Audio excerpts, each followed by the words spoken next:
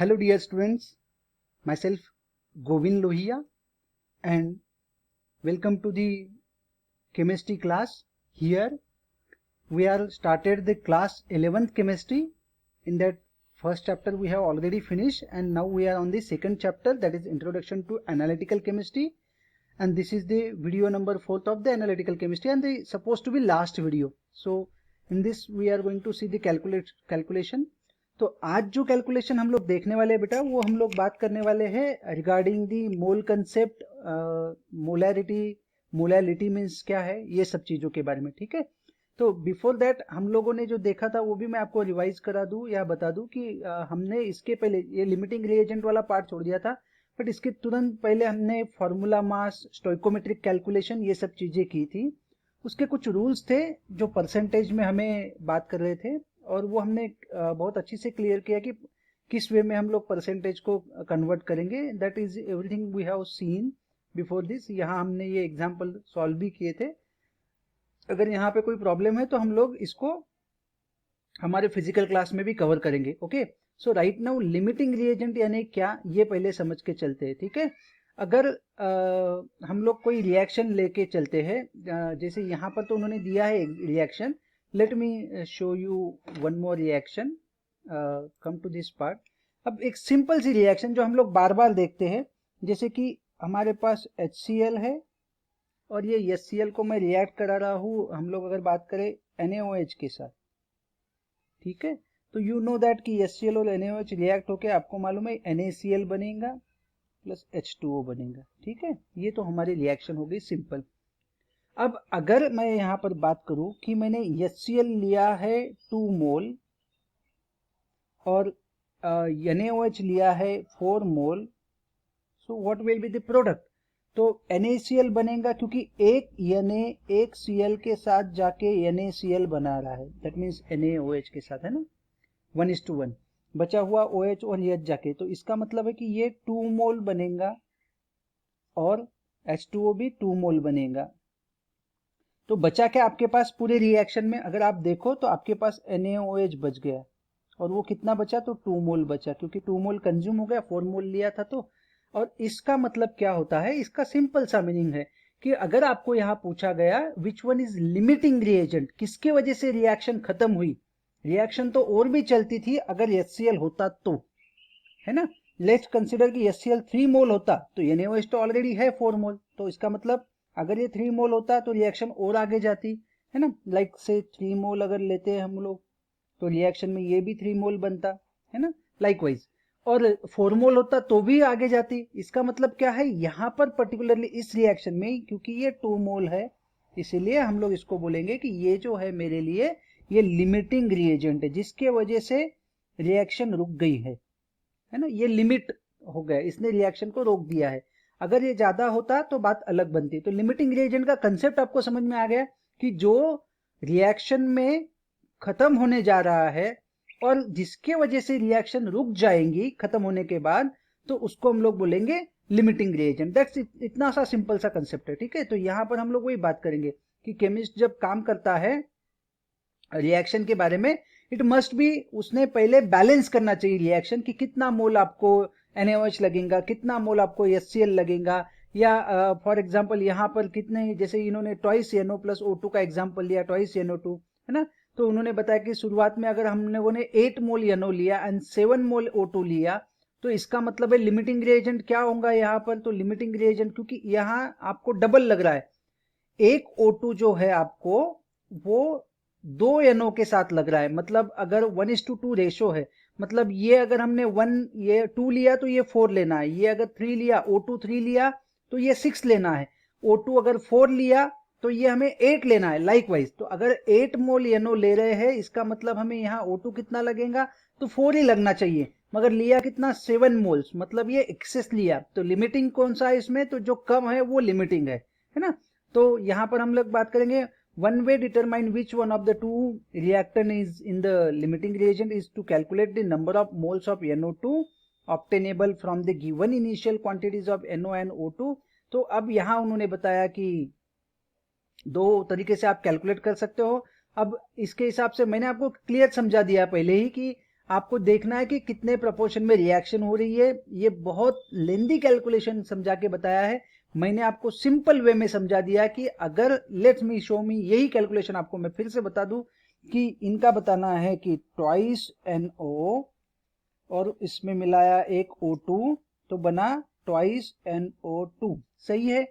अगर मैं यहां लिखूं 4NO तो इसको मुझे डबल करना पड़ेगा, ट्वाइस O2, सेम है ना। तो यहां पर हमें मिलेगा ये क्वांटिटी में 4NO2, ठीक है। आगे मैं लिखता हूं यहां पर 6NO प्लस यहां पे मैं लिखता हूं तो 3O2 लगेगा। लाइकवाइज ये ऐसे ही रिएक्शन चलते रहेंगे। अब क्या हुआ, आपको दिया है 8NO, तो 8NO के लिए आपको यहां कितना चाहिए, 4NO2 चाहिए था, कितना 4, मगर लिया कितना 7O2, चाहिए कितना था एग्जैक्टली 4O2 चाहिए था, डबल करो है ना, बस इतना ही चाहिए था। 4 का डबल 8 या 8 का हाफ करो, 6 का हाफ 3, 4 का हाफ 2, 2 का हाफ 1 है ना, लाइकवाइज। तो इतना ही चाहिए था। अब क्या किया उन्होंने, यहाँ 7O2 ले लिया, मतलब ये एक्सेस में लिया, ये एक एक्सेस में, अगर ये एक्सेस में हो गया तो इसका मतलब 8NO लिमिटिंग हो गया, दैट्स इट। ये खत्म हो जाएगा जल्दी, ऑक्सीजन तो बचा रहेगा आपके पास, तो लिमिटिंग कौन सा हुआ, तो 8NO। That's the simple way to go with the calculation, ठीक है। यहाँ पर भी हम लोग, तो यहाँ पर यहाँ उन्होंने आखिर में एग्जांपल दिया, because 8 moles NO result in a smaller amount NO2, NO must be a limiting reagent. तो हमने भी यही कैलकुलेशन निकाल के बताया यहाँ आपको कि NO आपका लिमिटिंग रिएजेंट है, दैट्स इट। एकदम सिंपल सा कैलकुलेशन है बेटा, ओके। सो लिमिटिंग रिएजेंट मतलब जो खत्म होगा रिएक्शन में, आप आपके हिसाब से इसको कैलकुलेट कर सकते हो, it is not a big task for you, okay. Now come to the next interesting task.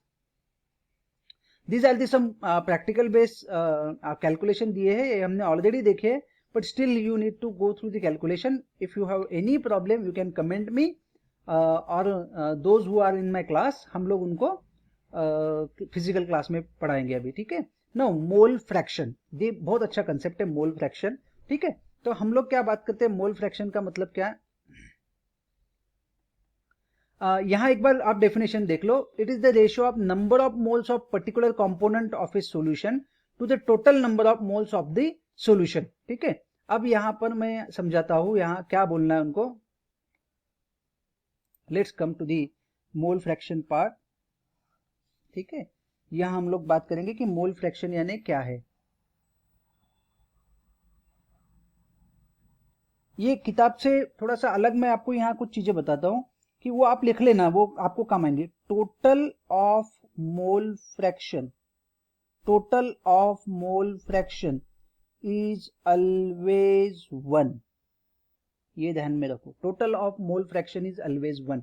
अब क्या बोलना है उनका, जैसे फॉर एग्जांपल मैं आपको समझा दूं, ये मेरे पास एक कंपोनेंट है, इसके अंदर मैंने बात की, ये एक A है, ये एक B है, this is A, this is B, दोनों का हमने मिक्सचर कर लिया A और B का, ठीक है।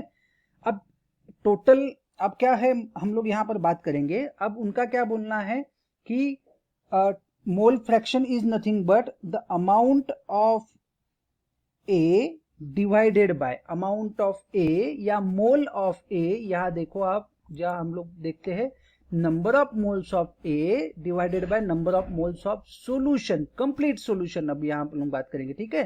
तो हम लोग यहाँ पर बात करेंगे amount of A, that is nothing but number of moles of A divided by total number of moles, ठीक है। ये यहाँ हम लोग ऐसे ही B के लिए होगा, अमाउंट ऑफ B या number of moles of B divided by total number moles of B। अब ये number of moles of A कैसे निकलेगा ये भी देख लेते हैं, number of moles of A ये कैसे निकलेगा, ठीक है। तो number of moles of A अगर आप यहाँ देखो तो यहाँ पे उन्होंने बताया कि number of moles of A is nothing but if the substance A is dissolve in a substance B and their numbers of moles Na and B respectively, then the mole fraction is A and B। तो मैं यहाँ आपको clear कर दूं number of moles of A कैसे होंगे, ये दिया नहीं है यहाँ पर, हम लोग बात करेंगे number of moles of A। क्या मतलब है कि लेट अस से कि A हमने ग्राम में लिया, जो भी ग्राम होगा वहां पर, divided by volume of solution, ठीक है। तो ये पार्ट हम लोग आगे मोलैरिटी में कवर करते हैं, अभी इतना ध्यान में रखते हैं कि number of moles of A divided by total number of moles, ये हम लोग ले लेते हैं। Late consider total number of moles हमारे पास ये जो है दोनों मिला के, तो यहां अगर मैं बात करूं total number of moles is always 1, ए है मेरे पास 0.5, तो यहां मैं अगर बात करूं तो कितना होगा ये 0.5, तो बी कितना हो जाएगा अपने आप आपको मिल जाएगा, बी इज ऑल्सो 0.5, तो बी 0.5। अगर मैं बोलूं ये 0.7 है तो बी अपने पास 0.3 होगा। अगर मैं बोल रहा हूँ ये 0.8 है तो बी होगा आपके पास 0. और ये अगर 1 है तो बी आपके पास 0 है। लाइकवाइज, क्योंकि क्या हो रहा है कि अगर आपके पास दो कंपोनेंट की सिस्टम है तो n a plus n b is equal to mole fraction. हाँ, मोल फ्रैक्शन के बारे में बात कर रहे हैं, ठीक है। मोल फ्रैक्शन के बारे में हम लोग बात करेंगे, that is mole fraction of A, mole fraction of a plus mole fraction के बारे में बी इज इक्वल टू 1। ये आप ध्यान में रखना, ये ऊपर जो स्टेटमेंट की है मैंने वही बात, total of mole fraction is always 1, उसको फॉर्मूला में लिखा तो mole fraction of a plus mole fraction of b is equal to 1। अगर आपके पास मान लो 1, 2 और 3 कंपोनेंट है, दैट मीन्स और एक कंपोनेंट आ गया, now you can say that mole fraction of a plus mole fraction of b plus mole fraction of c is equal to 1। अगर 3 से ज्यादा होंगे तो you are going in the same way, mole fraction of a b c d is equal to 1, है ना, ये समझ के चलो। अब यहां पर कैसे मोल फ्रैक्शन कैसे निकला, तो मोल फ्रैक्शन ऑफ ए का फॉर्मूला है, दैट मीन्स हम लोग यहां पर लेके चलते हैं, mole fraction a is nothing but n a divided by n a plus n b. What is n a and n b, n a is nothing but number of moles of a divided by total number of moles, ठीक है, divided by total number of moles, plus यहां मैं लेता हूं n b is equal to n a plus n b, ठीक है। आप देखो इसको हम लोग डेरिवेटाइजेशन करके भी बताते हैं, ठीक है, इज इक्वल टू 1। इफ ये तो आपको पता है कि अगर आपके पास डिनोमिनेटर सेम है, you can make plus of numerator, तो आप करके देखो इसको, आप प्लस कर दो, अपने आप आपका आंसर 1 आ गया, है ना। In this way we are going to see the, ये फॉर्मूला नहीं है वहां पर, ये आप लिख लो आपकी किताब में अभी, है ना, आपके नोट्स के साथ साथ, तो आप देखोगे कि आपके पास ये वाला फॉर्मूला, हम लोग यहां तक आते हैं फिर से, तो यहां तक हम लोग पहुंचे, उन्होंने है ना मोल फ्रैक्शन ऑफ ए दिया है, मोल फ्रैक्शन ऑफ बी दिया है, मगर दोनों के मोल फ्रैक्शन के टोटल के बारे में नहीं बात की है, we are talking about total of mole fraction is 1, तो ये वाला लिख दो। बाकी तो मोल फ्रैक्शन का फॉर्मूला ए का भी मैंने बताया और बी का भी बताया, क्लियर है यहां तक के, ओके। नाउ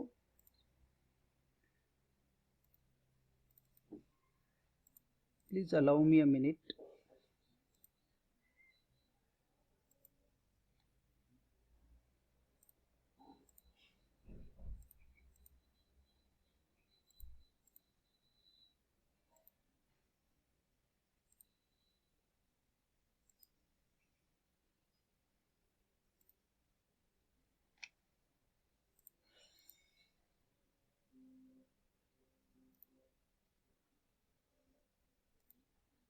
ओके, सो यहां तक तो हम लोग पहुंच गए, ठीक है। नाउ आगे चलते हैं बेटा, ये हमारा काम हो गया। नाउ मोलैरिटी पे आते हैं। मोलैरिटी मींस व्हाट, ठीक है। मोलैरिटी के लिए मैं आपको समझा दूं कि यानी ये क्या चीज बताती है हमें, दैट इज ये बहुत इंपॉर्टेंट है आपको आगे के कैलकुलेशन के लिए, ठीक है। जहां पे भी हमको होपफुली आपको मोल फ्रैक्शन समझ में आया, बहुत सिंपल सा कंसेप्ट है। मोलैरिटी पे आते हैं, मोलैरिटी इज नथिंग बट, ये भी बहुत सिंपल है कि ये कहीं पर भी यूनिट मेजरमेंट के लिए यूज होती है, जैसे 1 मोल आपके पास कंपाउंड है, 2 मोल है, 3 मोल है, so this is the measurement of concentration of a solvent के लिए ये यूनिट होता है ना, तो ये हम लोग बात करेंगे। And denoted by m, it is defined as the number of moles of solute present in a 1 litre of a solution. Number of moles of solute present, ये डेफिनेशन समझ के चलो पहले क्या बताना है उनको, ठीक है। Let's come to this part, हम लोग यहां आते हैं। तो मोलैरिटी मतलब क्या है, molarity is equal to number of moles of solute in 1 litre. हम लोग 1 लीटर ले लेते हैं, यहाँ पे 1 लीटर है ना, 1 लीटर में, तो यहां पर हम लोग बात करेंगे volume of solution in litre है, हम लोग 1 लीटर के बारे में बात करें, ठीक है। मैंने इसको करेक्ट इन द सेंस हमें आसानी जाती है समझने के लिए, volume of solution in litre. अब नंबर ऑफ मोल्स कैसे निकलता है, ठीक है, तो नंबर ऑफ मोल्स निकालने के लिए एक सिंपल, आगे के कैलकुलेशन बाद में देखते हैं, पहले हम लोग एक बात करते हैं कि नंबर ऑफ मोल्स कैसे निकलेंगे। नंबर ऑफ, ये दिया नहीं है, ये हम लोग यहाँ पे बात कर लेते हैं। Number of moles is equal to, ये ध्यान में रखो, ये लिख लो, ये बहुत काम की चीज है।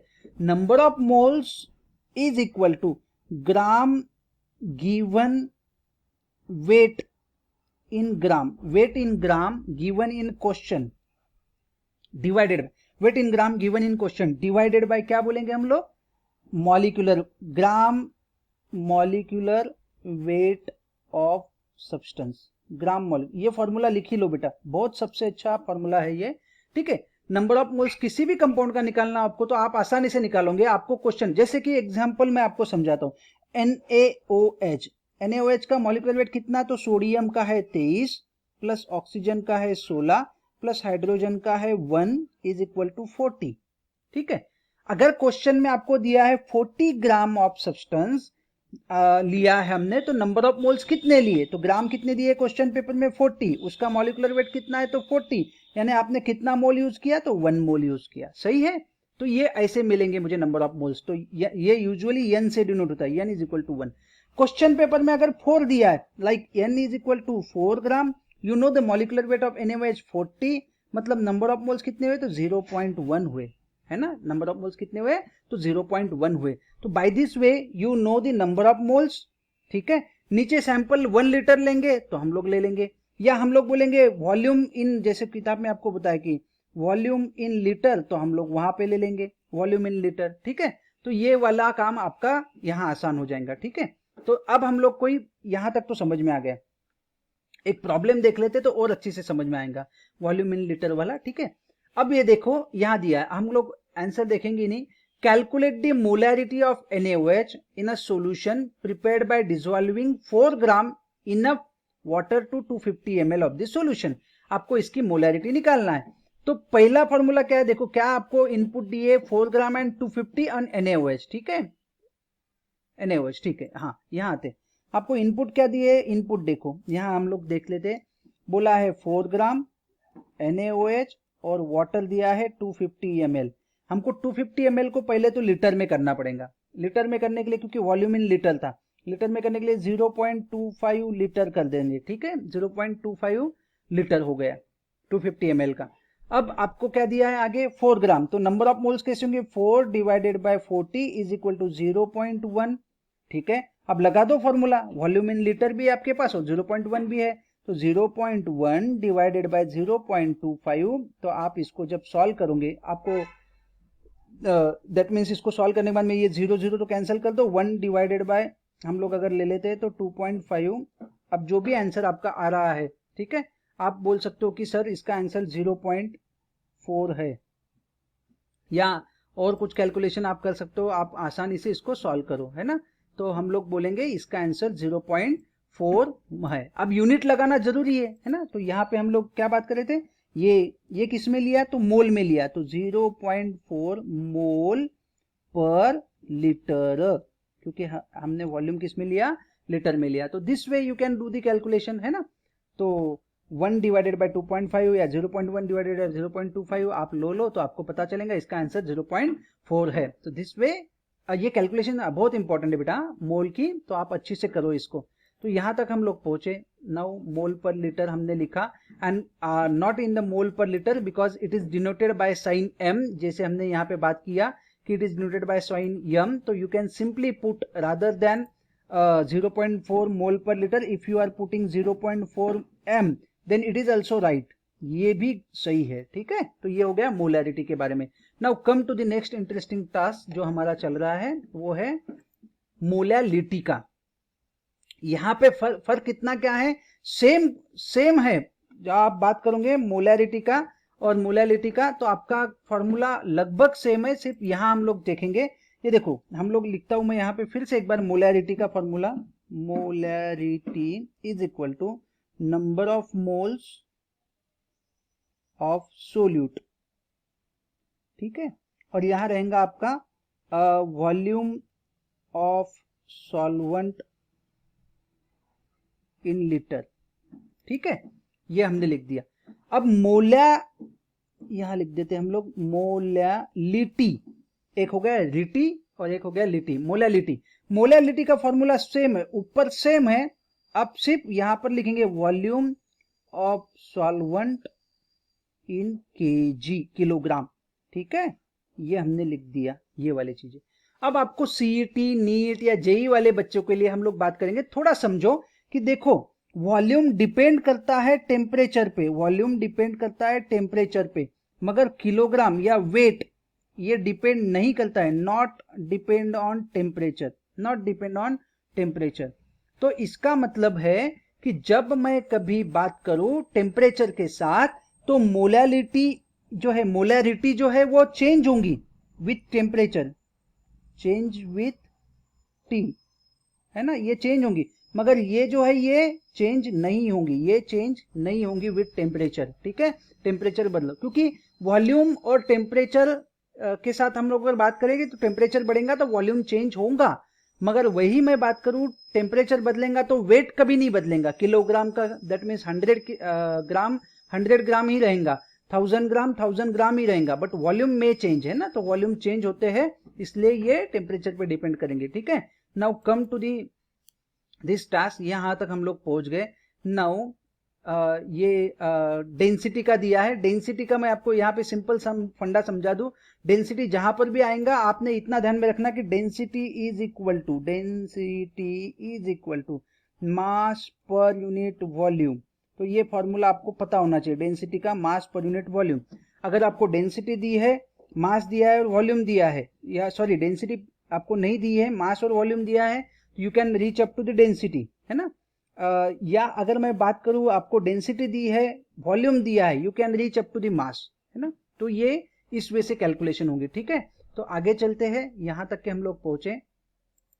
नाउ आगे use of graph in analysis, है ना, तो ये एक सिंपल सा टास्क है ग्राफ का यूज करना एनालिसिस के अंदर। जैसे उन्होंने यहाँ, हमारा टॉपिक खत्म हो जाता है बेटा, ठीक है।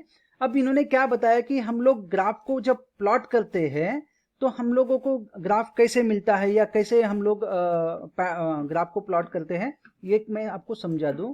यहाँ एक छोटा सा पार्ट दिया है उन्होंने, जैसे इस एक्सिस पे वॉल्यूम लिया, इस एक्सिस पे टेम्परेचर लिया, एज अब भी हमने यहाँ डिस्कस किया कि जैसे जैसे टेम्परेचर बढ़ेगा वॉल्यूम बढ़ेगा, या ये टेम्परेचर डिपेंडेंट है वॉल्यूम, तो if it is in like this fashion, linear, बिल्कुल लीनियर है ना, तो से स्ट्रेट लाइन मिलेंगी।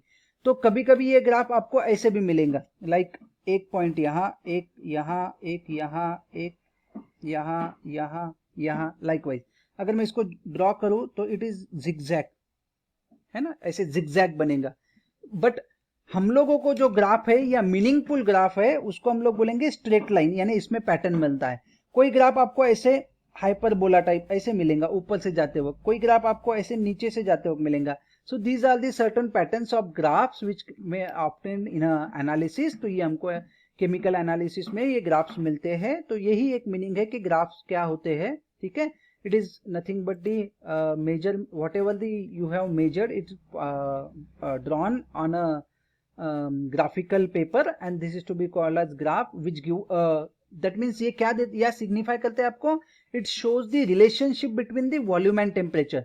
जैसे जैसे ग्राफ क्या शो करते हैं, relationship between volume and temperature, as we goes on increasing the temperature volume also goes on increasing, है ना। कुछ ग्राफ ऐसे भी हो सकते हैं, जैसे कि हम लोग यहाँ पर एक बना के दिखाते हैं, कुछ ग्राफ ऐसे भी हो सकते हैं कि ऐसे मिलेंगे आपको उल्टा, जैसे जैसे टेम्परेचर बढ़ रहा है, जैसे जैसे टेम्परेचर ऐसे बढ़ रहा है ना, वैसे वैसे यहाँ पर कोई ना कोई चीज कम कम होती है, नीचे होती जा रही है, ठीक है, नीचे होते जा रही है, ऐसे कम हो रही है, ये एक्सिस पे कम है ना, ऐसे देखो आप काउंट करके, ठीक है।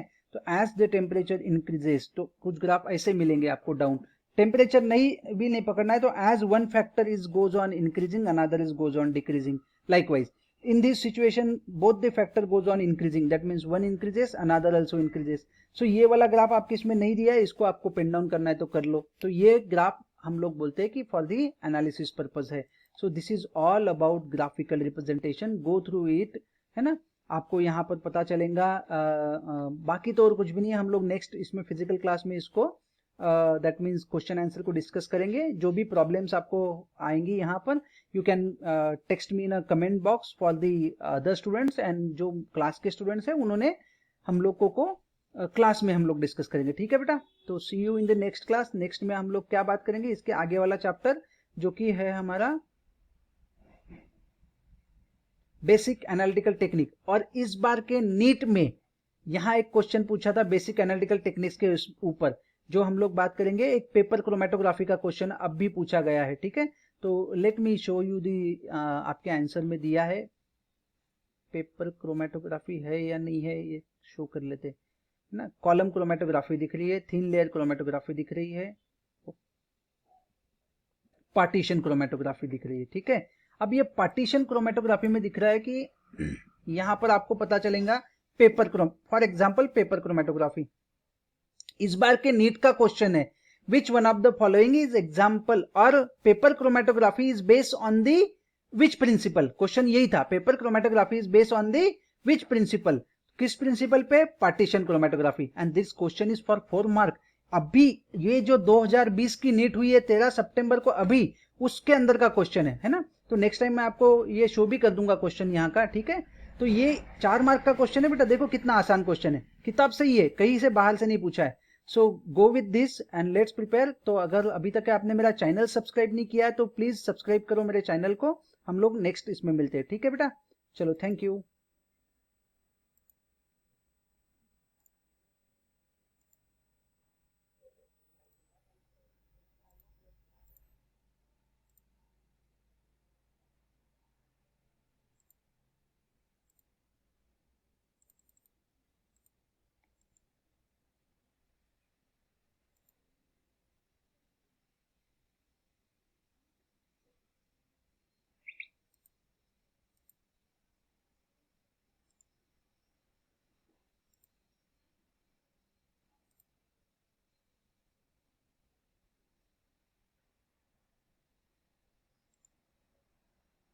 अरे यार, क्या नाटक है।